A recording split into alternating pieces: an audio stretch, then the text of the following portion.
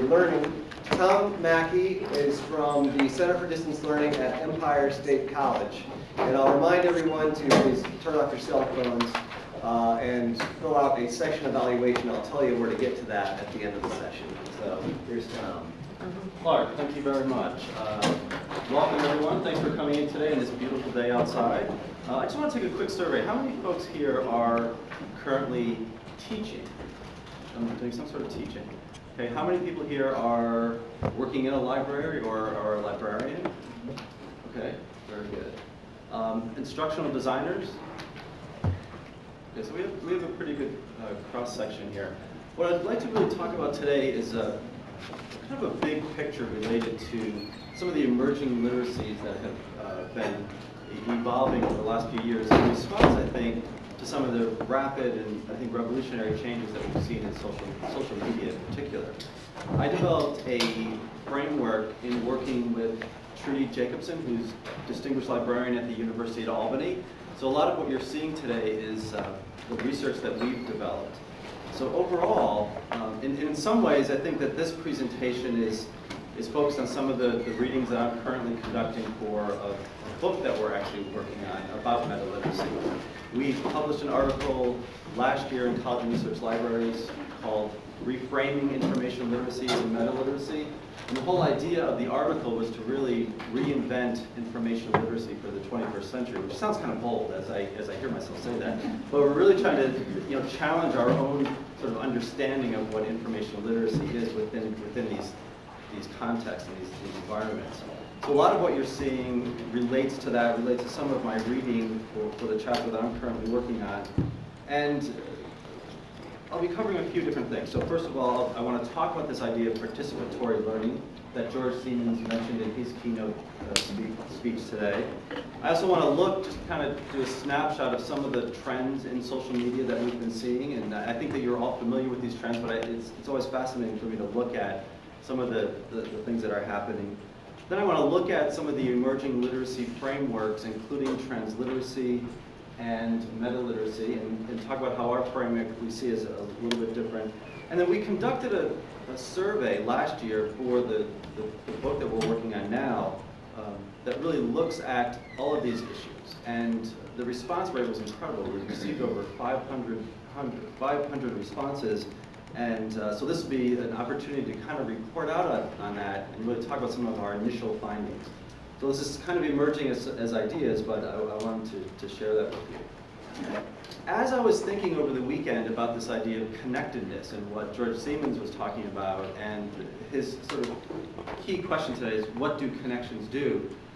Obviously, I was giving a lot of thought about that as I was developing the presentation. I also came across this article by David Byrne. I remember him from Talking Heads. But he wrote this opinion piece for the New York Times called "This Is How We Ride." And there's something here that just jumped out at me. I just really liked this quote. So I do want to read this. It says, "The future is visible in the increasing number of bikes you see all over the urban landscape.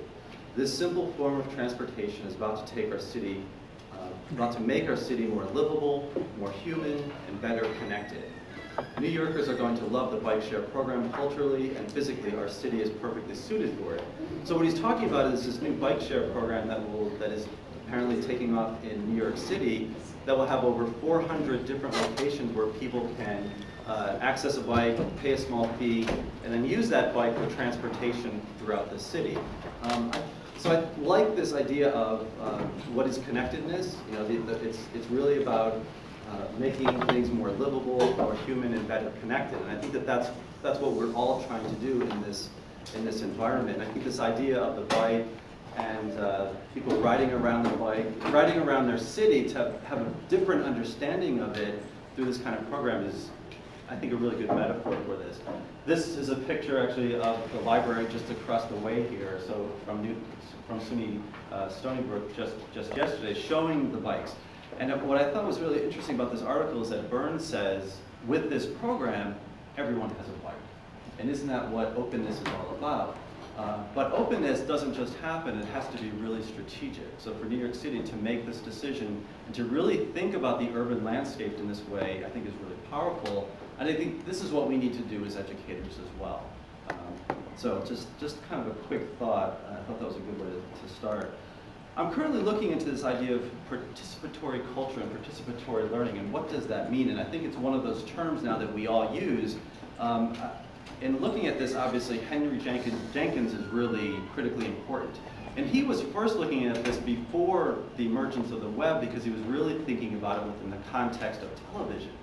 And you know, it's very a different reading of how people would normally look at TV is sort of just making us passive.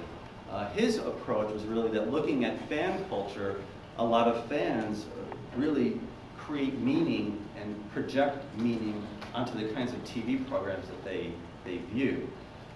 So he calls this an alternative conception of fans as readers who appropriate popular texts and reread them in a fashion that serves different interests, as spectators who transform the experience of watching television into a rich and complex participatory culture. One of the examples, and I think this is an obvious example, is a program like Star Trek, where viewers of that program, fans, can be really rabid fans, you know, Trekkies or Trekkers, whatever term you want to use, to the point that they will attend conferences, they really embrace it to that extent. But the act of participation doesn't even really have to go to that level of really, you know, dressing up like Spock or Captain Kirk or whatever. It really can be kind of a projection and a rereading of that television program and the characters, and trying to find an identification with those characters. And it's a different way of thinking about television as just being something that's passive. And the switch that he's making here, the way that he's flipping, is that consumption becomes production, reading becomes writing, spectator culture becomes participatory culture. This really reminds me of a lot of what we were thinking about in the theory related to hypertext, because we were thinking about how roles change, because hypertext really allowed for what was being discussed as associative thinking, associative reading, so that the reader becomes writer, the reader becomes author. The learner in that kind of environment becomes teacher. And I think that we've continued to see this participatory role play out beyond television, beyond hypertext, and clearly in the social media environments that really flatten out the environment, I think, completely, where participation is so critical. Another reason I think Jenkins is important in this conversation is that he also talks about convergence. And he was talking about this in 2006, but we've really seen this in the iPhone and other kinds of smartphones, where it's really a combination of multiple modalities put together, converging in a single device, allowing for not just a single pathway of information or even a two-way street, but really multiple forms in multiple modalities. Again, creating more of a flatness, and in some ways empowering those participants in a participatory culture. Now, interestingly, recently, through this white paper that he developed for the MacArthur Foundation, he also talks about the literacy implications of this, and this is why I think this is really important for this particular conversation. So within a particular, or a participatory culture, what is the impact on literacy? So according to Jenkins, he says that it shifts the focus of literacy from one of individual expression to community involvement. So that's really what it's about. So in our roles then as educators, that's something that we need to consider as we're developing information literacy courses or critical thinking, transliteracy, whatever you want to call it, that act of participation really needs to be factored into this. So again, what he says is that new literacies almost all involve social skills developed through collaboration and networking. Again, that falls back to what I think George Siemens was talking about today as well, so that we have a deeper understanding of what's really happening in that networked environment. But clearly, these are the skills. The technologies are going to continue to change, but this is the environment we've been in for some time now, and I think that it's going to obviously continue that way. It's also another interesting point that Jenkins made, and then I'll move on beyond him, is that these skills build on the foundation of traditional literacy and research, technical and critical analysis skills learned in the classroom. When I talk about the meta-literacy framework, in many ways, this is what we were trying to do. We were trying to rethink that foundation. We decided that we didn't really want to just do away with information literacy completely, because those are some of the key skills that I think are useful in any media context, but that we really needed to expand those skills. So I think that there's something here as well, that within a participatory culture, if we're thinking about networking, collaboration, it's also useful to be thinking about building on those basic literacies of research, technical skills, critical analysis, because ultimately I think that that's what we're all trying to do, is expand that critical thinking. So let me just ask you, and now I have a listing of words that I think help identify participatory culture, but just based on your own experience and just a snapshot of the slides that I've shown already, what words jump out at you? When you hear this term participatory learning, what does that mean? Web 2.0. Web 2.0, so that is definitely pushing it, yes? Engagement. Engagement. Active. Social. Social. Social media. Project-based learning. Say that again? Project-based learning. Project-based learning. Students generating ideas. Students generating ideas. Collaborative. Collaborative. Motivation. Motivation. Critical analysis. Critical analysis. Portable. Application. Application. Democratic. Democratic. Non-passive. Non-passive. Wow, yours are great. A lot of those are better than the ones that I came up with, but some of them are very similar. And again, it's not just me saying that these are the terms, but I think that every word that you mentioned, I think, is critically important. This is really the new lexicon within this environment. We're thinking about participatory learning. Those are, you completely got it. That's really what we're talking about. Now, what's interesting, I want to contrast this with what is the ACRL definition of information literacy dating back to 1989. And I do this not with completely criticizing this, but saying that maybe it's not enough. Because these words are very different than those dynamic, collaborative words that we just identified together. But I think that there's something here that's important. So determining the extent to an information need, accessing the information, and again, you can think about how that can be done, not just in a print culture, but within a social media environment. Having the ability to evaluate, clearly I'm sure that that's something that you're trying to do in all of your classroom and online environments. Being able to somehow incorporate information into one's knowledge base, using that information, and understanding all the dimensions of that information, the economic, legal, social issues surrounding information. I think this is a really important framework, so we didn't want to completely do away with this and say, in our thinking about this, but we also are saying it's not enough. This doesn't really incorporate the dynamic, collaborative, networking type terms that we had just mentioned in a participatory culture. I think that all of these things are relevant and work across the different kinds of technologies we're working in, but I think we also want to do more with that. So that's basically at the heart of what we were trying to get at in our own thinking about information literacy as a meta-literacy. But let me move on to now and look at some of the trends. And I don't think any of this is really going to surprise you, but I always think it's just fun to look at some of these snapshots of how others are looking at this. One of my favorite resources is the Pew Internet and American Life project. And they confirm what you probably already know, that half the adults and 3/4 of the teenagers in America are using social networking sites. And Facebook is by far the most popular of those sites, so that's probably not too surprising. Maybe not as popular this last week or so. Yeah. The IPO debacle, and maybe not as popular as people expected, but in terms of use, it's commonly used.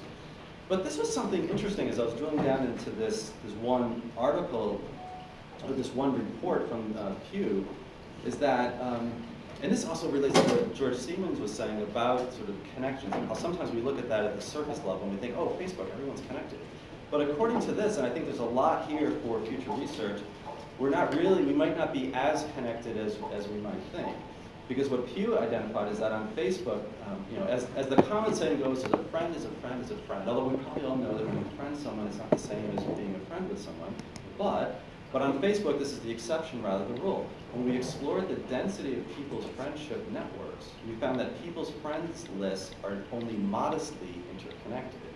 So it seems that there's a core group of friends once you're on Facebook, and depending on how many friends you might have hundreds of friends or thousands of friends, but it seems to be that core that's most important, because over time, what they're saying is that as the list expands and people from different parts of your life join this, so maybe folks from high school or the neighborhood you grew up in or college or different jobs that you had, that as that list expands, there's really, the friendships are not as intertwined as you might think. So we do have to be careful about making the assumption that, hey, everyone's in Facebook and we're all interconnected. And I think there's a lot to that, especially as our friends list expands. The same report also talks about power users. So it's the power users that are really always doing the status updates and really kind of generating a lot of what happens on Facebook. Okay, so let me know, how many people here consider themselves power users of Facebook? Okay, so a few of you, all right, they're the ones that are driving all of this. How many people are using Facebook? How many people are using Facebook in your course? Interesting, interesting. So, again, something to continue to look at.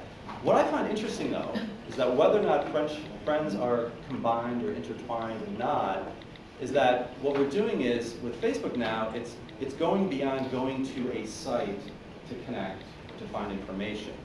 Facebook now is intertwining all over the place.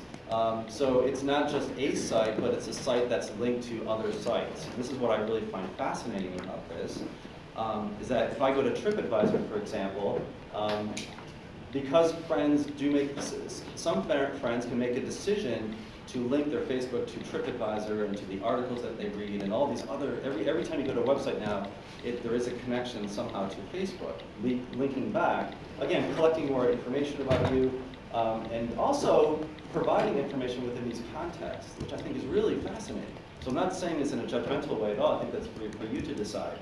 But through this connection, I can get all kinds of information about trips I go on. And this happened to me recently. I was putting together a trip for New York City.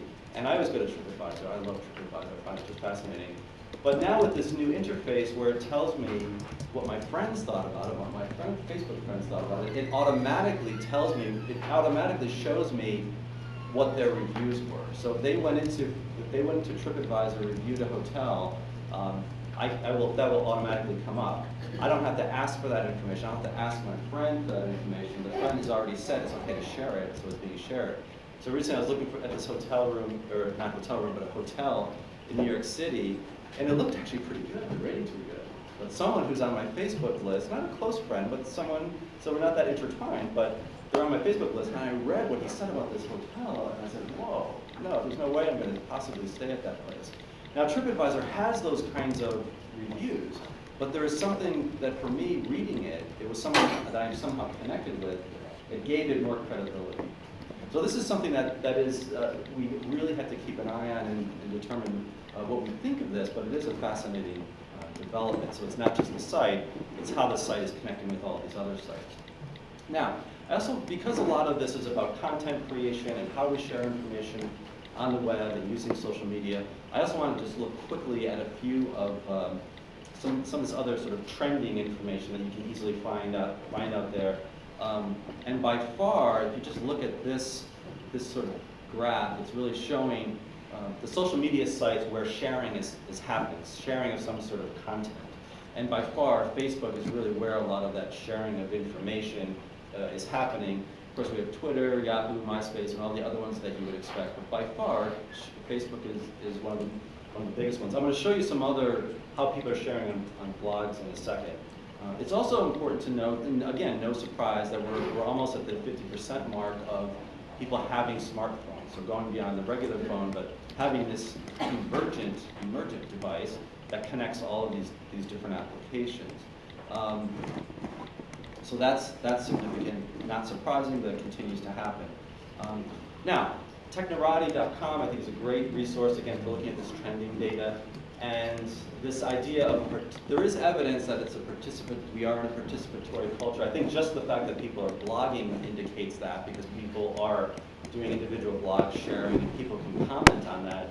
But there's also this idea of blogging collectives and looking at not just the single blog of the person blogging outward, but having something that's more collaborative.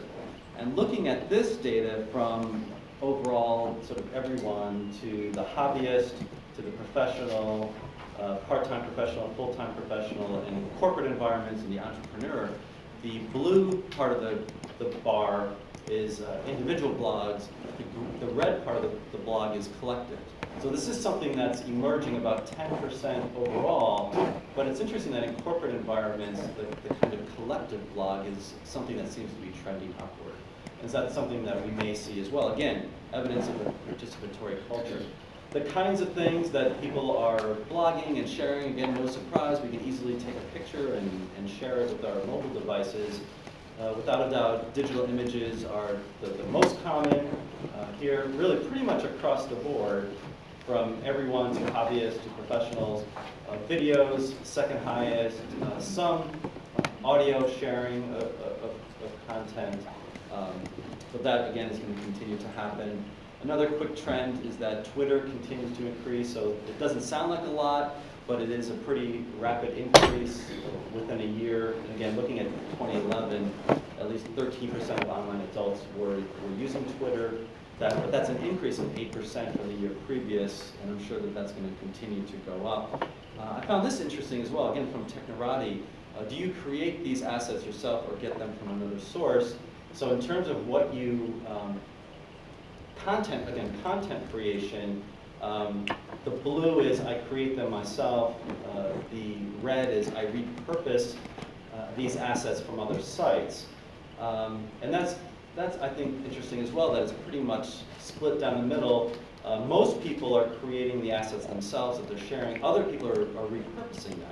And I find that interesting too, because within an open learning environment, that's really what it's all about. It's all about sharing and reusing that.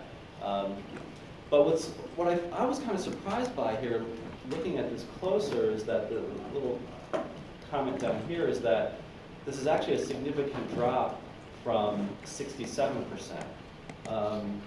So among respondents who create assets, 48% of the multimedia they post is their own creation, but that's down quite a bit from 67%. I would have expected that to continue trending upward, but it seems that people are also sharing content and then repurposing that content. Again, not a lot of detail about what that is, but I do think that it's helpful to look at that. How many people are using Pinterest? Am I saying it right? Pinterest? Pinterest. Who can talk about this? What is it? Why do you use it? Why do you like it? So my understanding is a lot of people use it to share things like crafts and recipes and things like this. You basically have a page where you can pin things you're interested in. I decided to use it to put up stuff related to my research to make things more widely available for that. Yeah, so it's a virtual pin board is my understanding. I'm not using it, but I'm really curious because this, if you look at this, set a record for the fastest site to hit 10 million monthly visitors. So it's definitely taken off. It's like one of the big ones right now. Yes. My student, I use it as a visual bulletin board, but my students, I teach FIT, a lot of my design students are all on Pinterest. They put up their designs, they're using it as a showcase. Really, essentially, a lot of kids are moving towards it for portfolio purposes.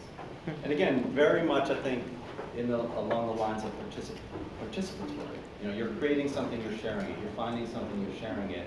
And you're pinning it onto a board for others to see and to share. And they repin it. Right. And so they repin it? Is that the idea? It's a curatorial tool, being used as a curatorial tool as well. So they're doing mood boards, but they're doing it in Pinterest, where they're curating from other people. And that's part of it, is the repinning process, and how you're drawing from other people and reconceptualizing it, reusing it yourself. Now that's an excellent explanation, both. Anyone else want to add to that? Any use any way that you're using it? Yes. I was going to add a little bit more to it. It's specifically designed to make it easy to share, the repinning process, but not just from within the website. They've set it up so that if you're basically anywhere on the web, you can have a little app in your browser that says, I want to pin something from this page. Right. This has raised some copyright concerns, but they're working on that. But it's very much about sharing. Right, so you pin it, and it automatically goes to your board, and other people can share it. Interesting. So keep an eye out for that one, because that one seems to be trending upward. How does it differ from a folder? If say you have a folder on Good question. My guess would be that it's much more of a visual space, but that's a good question. Maybe it is. Is it like a virtual folder? How would you see it as different from a folder? Well, it's all there. It's all visual. It's right there. You don't have to go into the folder to see it, but yeah. It's like an album that's laid out. Yeah. And I would think that would make a lot of sense for visual arts. So interesting. Just a quick word on this. Again, what we're seeing in terms of participation, kind of a shifting here, which again I think is fairly obvious. But the recent Horizon report supports this as well, everything from mobile apps to table computing, tablet computing, game-based learning. And I just wanted to show this one quote that I thought was interesting as well, because I think it supports a lot of what I've been trying to say here, and it's that in terms of trends, you know, this idea of open-ended, challenge-based, truly collaborative games. So again, talking about gaming, we're seeing this a lot, emerging as a huge, huge trend in education. An emerging category of games that seem especially appropriate for higher education. Games like these, which occur in both online and non-digital forms, can draw on skills for research, writing, collaboration, problem solving, public speaking, leadership, digital literacy, and media making. So again, all participation, creation, networking, collaboration, those are the key words. So in the key terms, in terms of the emergency literacy, that's totally different. I said that earlier when I was talking to someone. I'm like, I hope I don't say that. But there it is. I said it, so it's out of the way. Okay. So emerging literacy frameworks. One of the big ones right now is this idea of transliteracy, because it incorporates a lot of these ideas. It's about participation. It's about collaboration. And I'll just read the official definition here. That is the ability to read, write, interact across a range of platforms, again, because of these convergent, emerging tools we have. Tools and media, from signing and orality through handwriting, print, TV, radio, and film, to digital social networks. And what's interesting about that definition, that it's fully inclusive. It's not just the social media tools, it's really everything from orality to print, to the digital formats and the social media. Transliteracy.com is one of the most common. Oh, and by the way, because I was going to this page, notice that I'm here because it's linked to Facebook, and I'm sure you've seen it a lot yourself. So the idea too is that it's really creating meaning, it's mapping meaning across these different media formats, and it's not so much about learning a particular skill or a particular literacy, but it's really having the ability to adapt, to change, and to have a deeper understanding across all of these technologies and formats that we have. There's a clear understanding of multiplicity and multimodality that is really being reflected now in these kinds of emerging literacy frameworks. And Tom Ipri wrote about this in college research libraries, again saying that it's not about the individual literacies, but it's really about how they interact and how a learner would work across all of those. UNESCO has also been important in this and looking at this from the global perspective. And again, notice that there's a combination here of not just information literacy or media literacy, but really combining the two key concepts. So they're calling it information and media literacy, or media and information literacy. And what they've done in this graphic, you can see all of the literacies that have emerged. So news literacy, television literacy, cinema literacy, games literacy, internet literacy, computer literacy, digital literacy. So that's everything that happens around the media and information literacy. So again, this traces back even to multi-literacies. The New London group was exploring that in the 80s and 90s. So a lot of people have been talking about this. And it's happening because of all the variety and the kinds of technologies we have. Now, I just want to talk a little bit about what I've been developing with Trudy Jacobson and our response to this. And what we're trying to do is not think so much about all of these different literacies, but trying to come up with a framework that, again, builds on information literacy as a core foundation for all these literacies. Because when you look at the kinds of skills development in information literacy, we really think that it intersects all of these. So this is a graphic from the book that we're working on now, and in our framework, again, looking at metaliteracy as an information literacy as at the center, we've expanded this. We're really trying to think of this not just in skills development, but as a form of metacognition, so that what we really want to do is prepare our learners to really think about their own thinking, to really have the ability to step back and not just taking a course on a particular skill, but to really determine themselves where they need to expand their own learning, to really self-assess. And we think that there's a lot just within that idea that is incredibly powerful and that can really move this forward. But again, because we're doing a reframing and not just, doing away with information literacy completely, we really think it's important to have an understanding of how you access information, again, across all of these technologies. How you determine an information need is still critically important, especially in this environment. Having the ability to evaluate, and then again, having the ability to understand. So we think that those are still relevant concerns for our own teaching. But what we've done then in our own thinking about this is that sort of layer is then mediated by some of the emerging trends that are happening. So social media, mobile is significant, online, and in particular online communities for collaboration, open learning and open educational resources. And we see this kind of band as something that would always change and evolve as the new technologies come forward. But if you notice, we're not saying we're not listing all the literacies. We're saying this is a framework for just thinking about literacy itself. And then what this then does is, because there's this mediation with resources that are participatory, that are collaborative, that are networked, that are connected, that it really requires us to also challenge students to think about how they produce information, how they share information, again, how they're using information, how they're incorporating, which is related. So for us then, it's just an expansion of information literacy, which is what we've been teaching now for several years, and we're still committed to. But what we're thinking about is, if this is an overarching theme or overarching concept, that this is a way to think about promoting critical thinking in the digital and social media age, and providing that comprehensive framework. So rather than just listing all the different literacies and having a new literacy every time we have a new technology, what are some of the core concepts, the key objectives that we have in mind? So that's how we're thinking about it. And again, we see information literacy as central. It's interesting too, when we developed this, when we first wrote about this, we thought, well, we don't want to be just another literacy.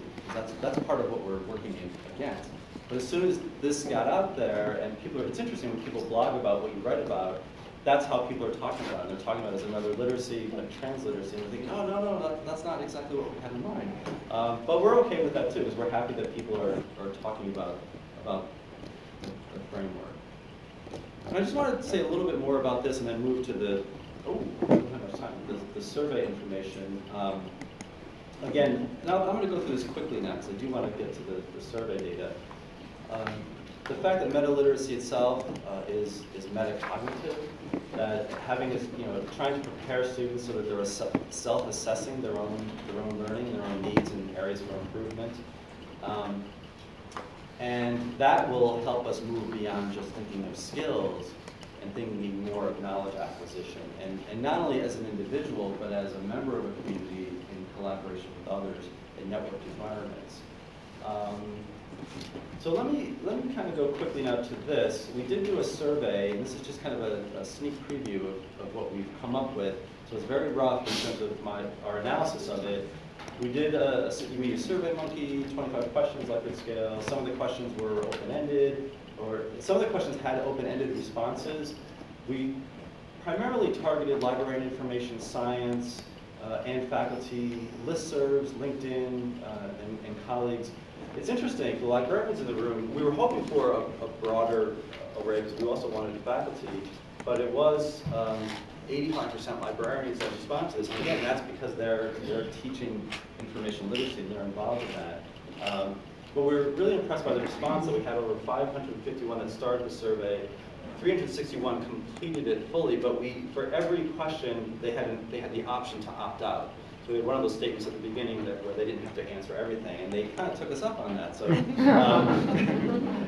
so over here, I'll identify the number for that particular question. I was kind of surprised that it was a little bit, it changed quite a bit, that some people just skipped questions, but that was their choice. So let me just go through this quickly. So in terms of, are you teaching information literacy? Most are teaching it related to an information session. There's some that are teaching us in credit-bearing courses.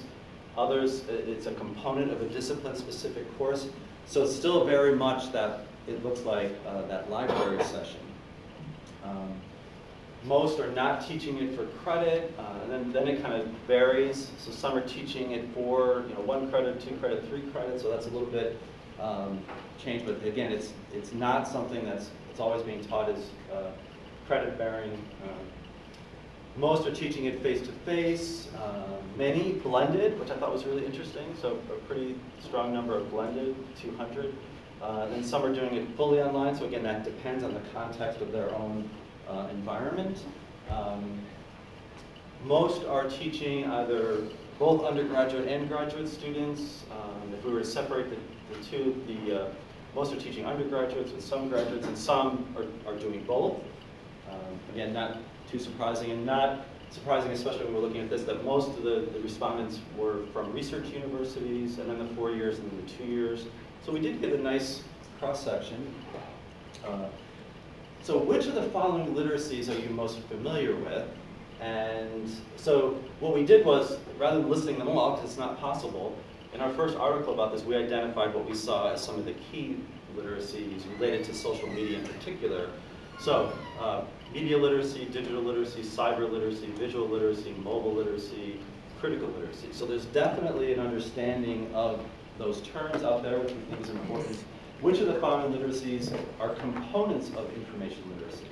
I thought this was one of the most significant, again, snapshots, findings of this survey, is that I think that we're onto something, and that others agree with us, that these other literacies are something that can be brought into the information literacy framework. So we're calling it metaliteracy, but that is identified by those out there teaching it as part of it. So we think that that's important.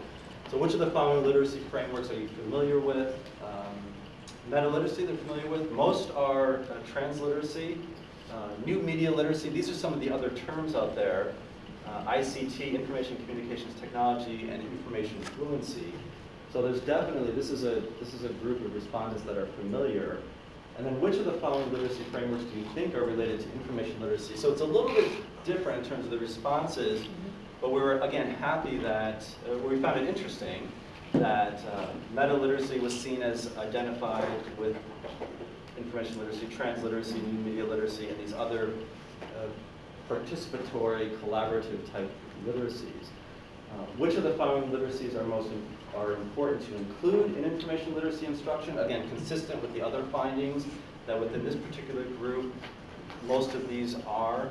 So again, most of these social media type are, with critical literacy being the most, and that's really just an expansion of information literacy with a particular emphasis on critical thinking.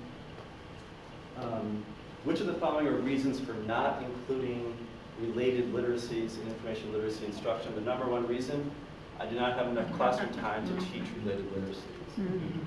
I think that tells us something too, right? So we're in an environment that's changing. We know it ourselves in terms of the kinds of social media that we use, but a lot of the folks who are really doing the teaching don't feel that they have enough time to do it. So we have to find a way to make that time and to include that in the classroom and online. Which of the following technologies do you require your students to learn? And this, I think, is interesting too, is that it's a fairly wide cross-section from blogs to wikis. Not so much Facebook, but that's still pretty significant, since I think there's also a lot of people don't feel that should be brought into the classroom, but a lot of people are. Multimedia, Twitter. So there's definitely interest, and a lot of people are already doing it. So I think that that's something else that we could build on. Which of the following information literacy skills do you include? Again, not much of a surprise. We included all of the foundation elements of information literacy, and also added share information, because that's part of our framework, and that was also included. But most are, accessing, evaluating, determining the information need. So that's important. I really went visual here with the pie graph to make this point, asking survey respondents, do you build student collaboration into your information literacy instruction? Most say yes, which I think is also very positive, and I think that's something that we can build on. A lot though are not. So I think that that's something, another sort of a gap that we need to close. So is the glass half full or half empty? I think it's half full, but I do think that there's a ways to go, since those are, I think I made a pretty good argument that those are some of the key skills that we need to develop. I have some analysis, but I've gone over, so I just wanted maybe quick responses from you before because I've been talking for so long. But I can also go through these comments. Program says you have till 3:15. Oh, I do. So much more relaxed. I don't know, I thought I only had an hour. Oh, right. So let me finish. Start rushing. Wow. Okay, I thought I only had an hour. Okay, which wouldn't have made sense because I forgot I started at 2:15. All right. So this will be the more relaxed version. So, again, just looking at this quickly, initial findings, we're going to take a closer look at this. We're still working on this. And there are other surveys that I'm sure that we could do, but we think it's interesting that respondents did identify connections between the related literacies and information literacy, as I had mentioned. They're familiar with some of these terms that we're talking about as the emergency, why do I keep saying that? As the emergency frameworks. Librarians need more time. Since 85% of our respondents are librarians, they need more time to incorporate this work into what they're doing. And we need more collaboration with faculty and librarians. So it's not the one-shot sessions, but that it's really a true collaboration and thinking about how all of these things connect. And I think that George Seams today made just a really powerful argument about how some ideas start as notions, but if you get sort of these notions together, not only in your own mind, but in when working with someone, that kind of creates something new. And I found that fascinating. I think that that's really true. So we really think that it's these collaborations that really advance the integration of related literacies. And we know that because they're using it, they're familiar with the terms, they're already incorporating their classrooms, and they're already using collaboration, but I think that there's a lot more that we can do. Social media has been, as I mentioned, so it's been incorporated into the classroom and into the online environment, but there's more that can be developed.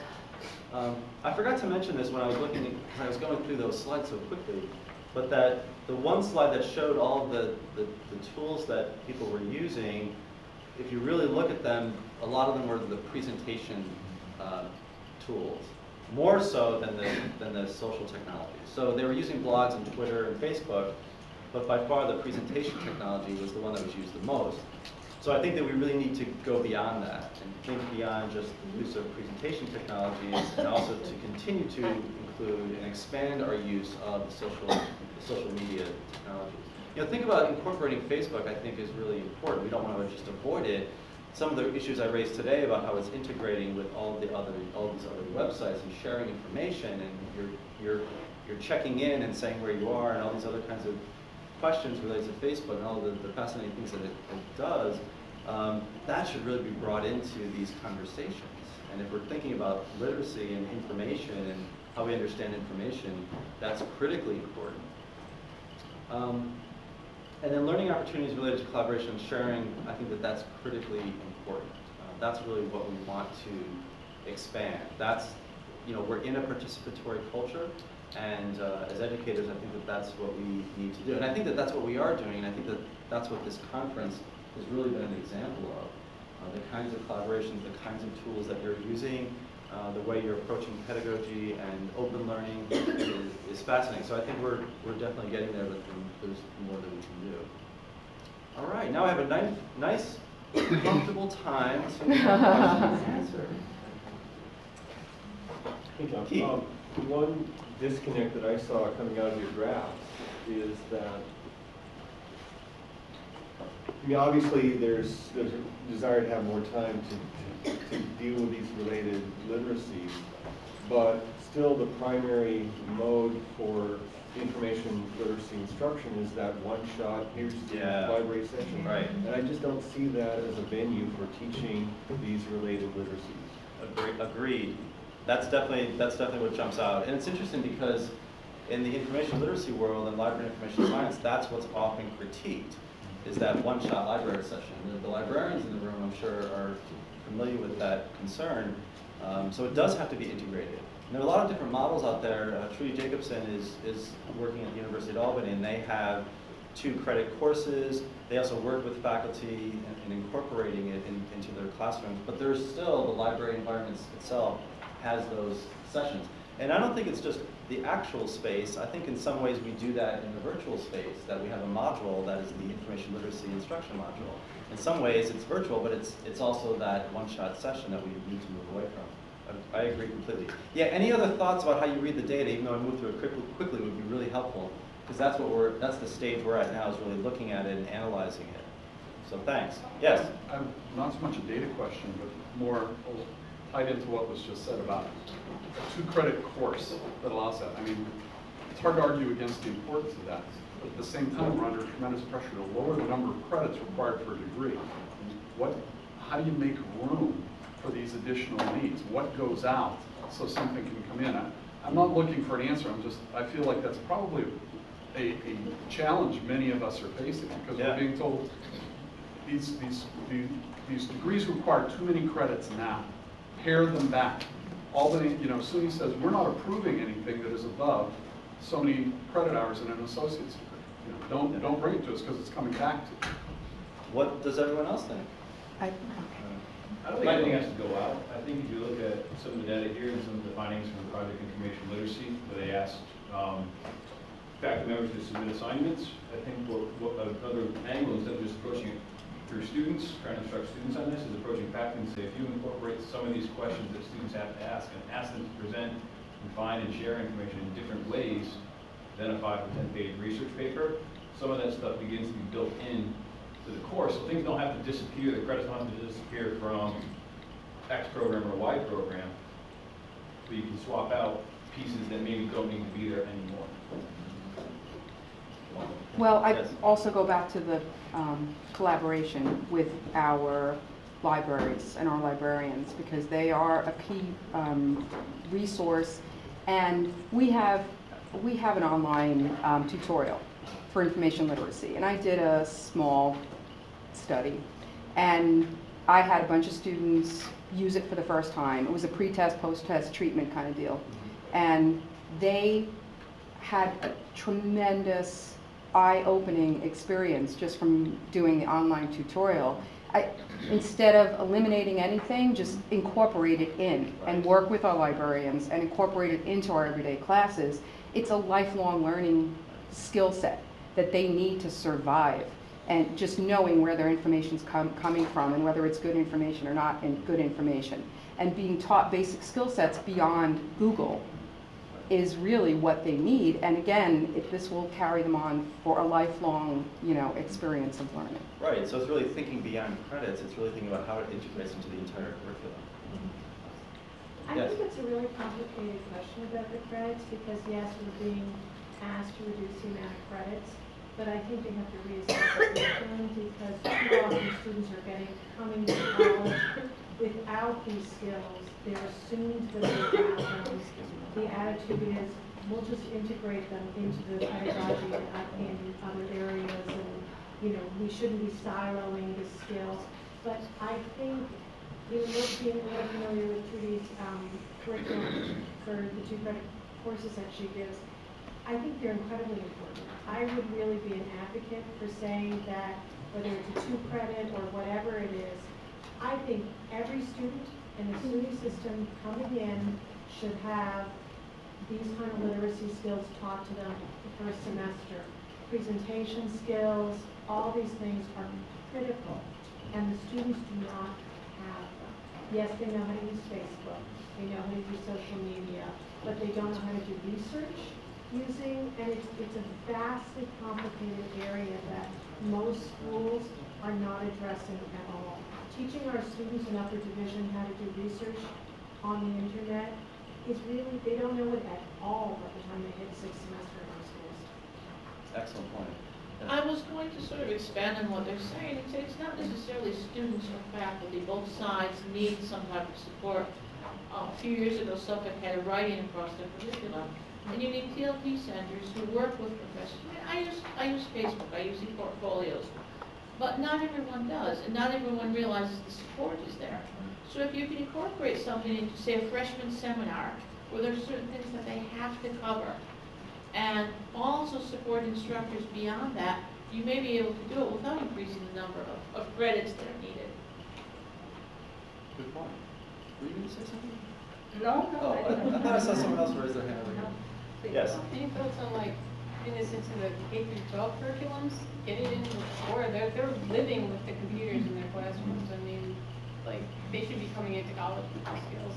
They shouldn't be having to learn it after college. I understand the students are right now probably not having those skills, and you got the adult learners and everything that are coming in without the skills. But the K through 12 should be learning this right now. And that builds on what the Chancellor had actually mentioned of having closer connections with the K through 12 so that we're not doing remediation here as a starting point when they come to college, but that it's more of a pipeline approach, more of a seamless approach. As a current K-12 librarian, I would comment on that, which is that there's no state mandate for librarians in elementary schools, and the mandate in secondary schools is very weak. And I know lots and lots of librarians, myself included, who are being cut and have lost their jobs and who are being replaced by TAs who just check books out. And it's not a valued service, you know, in many of our districts. I mean, I'm 4 days a week now for 3 years. So I know a lot of librarians who have been cut. So that's a big problem. The state needs to mandate if they want their school librarians to be able to do this. And it's all part of the Common Core. This new Common Core, it's inquiry is a huge part of it. Informational text, collaboration, using technology, it's all in the Common Core, but yet they're cutting their librarians like crazy, and that's what we do. So that must make it really challenging. I think even though it's mandated in the Common Core, I think we're looking in the next 25 years seeing an incredible disparity, and the digital divide is going to get even greater, and nobody's really addressing the fact. The K-12 schools, it's great if you're in an affluent neighborhood or a private school, and you have a one-to-one iPad program in K2, and you know, I've seen schools where K2 they have one-to-one iPad, 3 to 8 they have one-to-one MacBook Airs. I mean, this is, you know, the divide, the digital divide is going to get even greater and greater. Nobody's addressing the fact that in many homes, the cost of the internet, the cost of computers, there's going to be an incredibly large divide. And that the kids coming into our schools, we're going to see a bigger and bigger disparity in the skills that are coming in because it's very tied to socioeconomic and cultural attitudes towards computer literacy. Great point. And over here? Just sort of following on the last 3 points that were made, those of us in community colleges, you know, this is another layer of developmental study that's going to be required. We're already seeing 60% of our students needing remediation of some kind in reading, writing, and mathematics. Now we're talking about adding another of information literacy, and what you just said about their students who are going to come out of some districts who hit the ground running and will make it at community colleges or anywhere else they go. It's those others that are coming to us that don't have this, and we also have pressure of time to completion. Get them through in 2 years. You know, you're taking too long. They're running out of aim before they get their degrees. You know, you have too many credits in your associate's degrees. There's just a lot of pressure on outcomes that are unrealistic given the inputs to the system. And you know, I'm not disagreeing with the importance of this. I find it critically important. I'm really struck by the challenge of trying to make it work given what we have.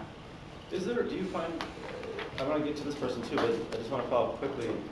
Is there a way to integrate these kinds of things into the overall curriculum so that it's not that one-shot add-on, but that and to make it sort of a part of objectives and outcomes, so that everyone's committed to this as a community and not just the librarians or.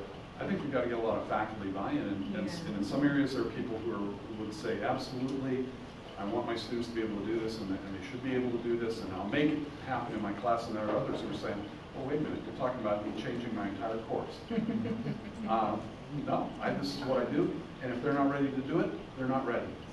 I mean, I don't mean to be facetious about it, but that's a challenge. I appreciate it. This person here, and then we'll go back here.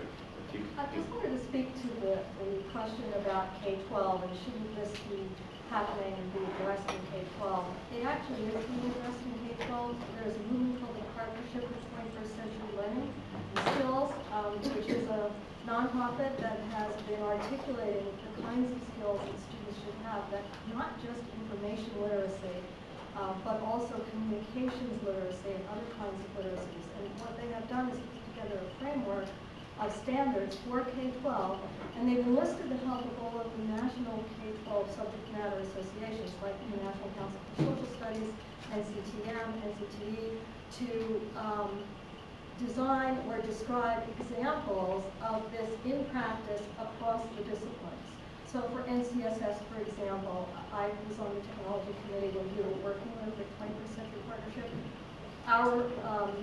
Our task was to look at these 21st century skills and design learning activities that would function in the social studies, that would address these kinds of skills and help students develop proficiency around these kind of skills.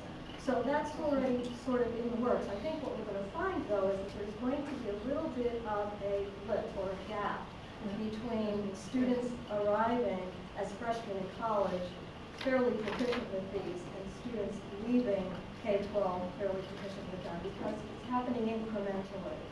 And I also think that ultimately what will have to happen is this will have to be addressed in the subject area disciplines, but it will also have to be addressed as a discipline of its own. So that double approach, I think, is what will really assist students in developing the kind of skills that they need. Because I find even now, we deal with grad students here in my program here at Stony Brook, and there's a very, very broad range of skill set and proficiencies, even in grad students. Those who are in K-12 professionally, some of those are more keyed in.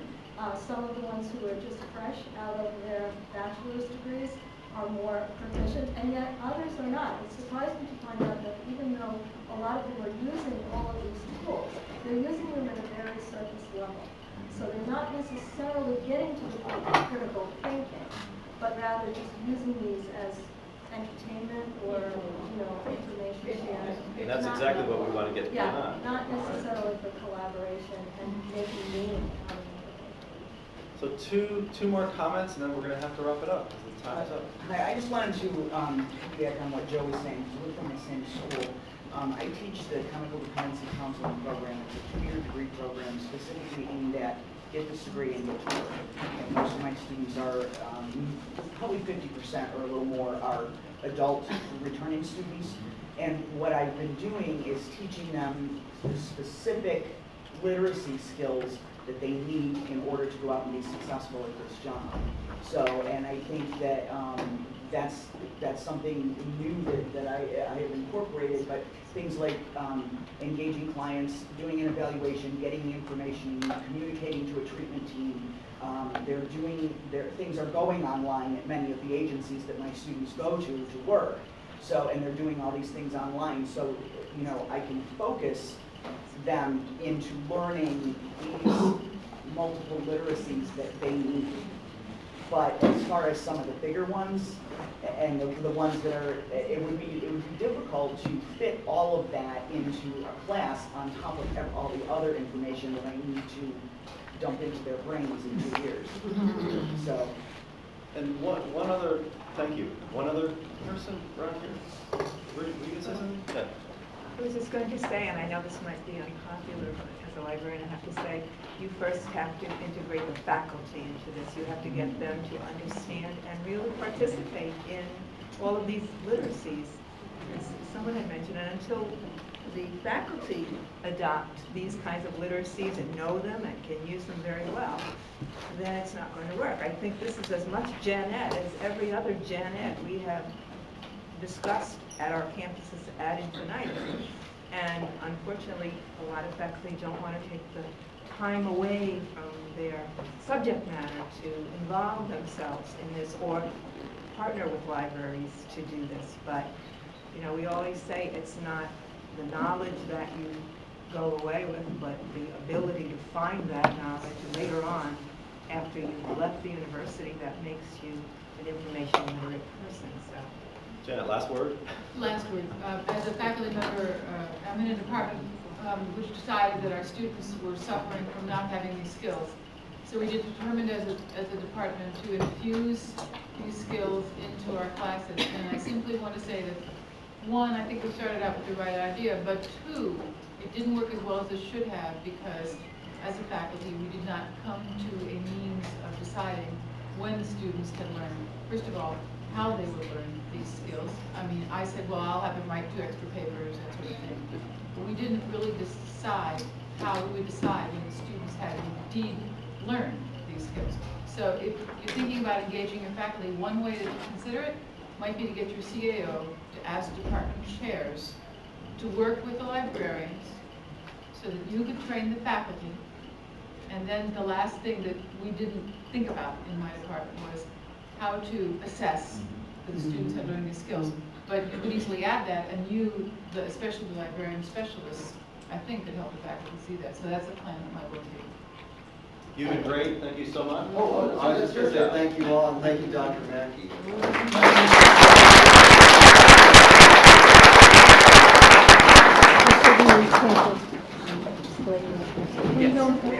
Hi, how are you?